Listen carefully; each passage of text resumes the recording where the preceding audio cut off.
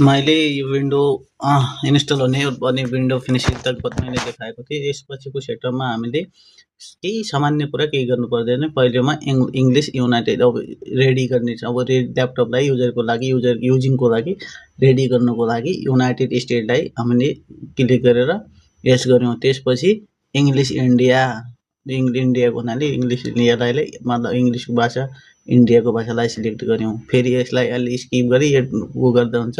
अब यसमा हामीलाई कहिलेकाहीँ कन्फ्युज हुन्छ। हामीले इन्टरनेट लगाएको छौँ भनेपछि यो अप्सन चाहिँ देखिँदैन।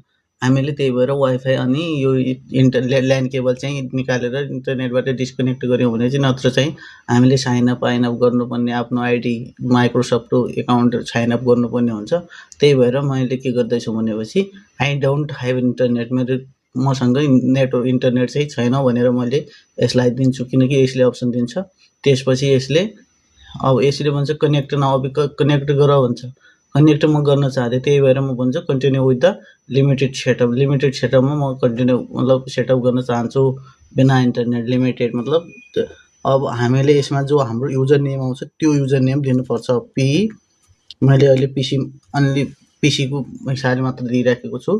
त्यही भएर त्यसपछि नेक्स्ट गर्नुपर्छ। नेक्स्ट गरेपछि पासवर्ड हो हुन्छ। जब तपाईँहरूले ल्यापटपलाई अन अफ गर्ने टाइप त्यो पासवर्ड माग्छ नि, त्यही पासवर्ड मागेको हो। तर मैले अहिलेको लागि नेक्स्ट गर्छु, म त्यो पासवर्ड डाल्न चाहन्न। त्यही भएर यिनीहरूलाई के नेक्स्ट गर्नुपर्छ।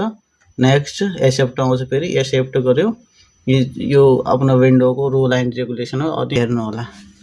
हेर्न सक्नुहुन्छ हाम्रो चाहिँ ल्यापटपमा चाहिँ विन्डो चाहिँ डालिसक्यौँ। विन्डो भन्नाले ओएस जसलाई अपरेटिङ सिस्टम भनिन्छ नि त, त्यही हो विन्डो भनेको। तपाईँहरू कन्फ्युज हुनुहुन्छ त तपाईँको ल्यापटपमा कहिलेकाहीँ विन्डो करप्ट भयो भने लाइक कमेन्ट सेयर चाहिँ गर्नु होला।